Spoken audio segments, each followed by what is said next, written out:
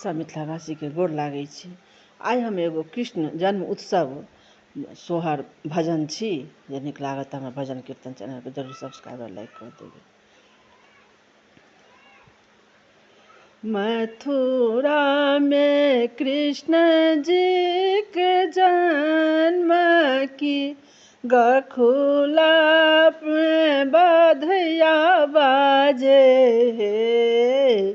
गो मथुरा में कृष्ण जी के जन्म की गखुला बधैया बाजे हो आहे धन धन जमुना माई की कृष्ण चरण स्पर्श भेल है। आहे धन धन जमुना माई की कृष्ण चरण स्पर्श भेल है। आहे धन धन ब्रजवासी की गखुल बधैया बाजे आहे धन धन ब्रजवासी की गखुल बधैया बाजे कियो लूटा बे अन धन किनका अंगना बधैया बाजे कियो लूटा बे अन धन किनका अंगना बधैया बाजे आहे नंद बाबा लुटाबत अन धन जसोमती अंगना बधैया बाजे चलो चलो चलो सखी देखन की जसोमती पुत्र भेल है। चलो चलो चलो सखी देखन जसोमती पुत्र भेल है।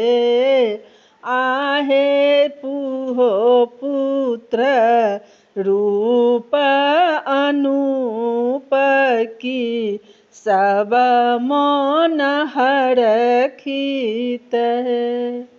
आहे इहो पुत्र रूप अनूप की सब मन हरखित है।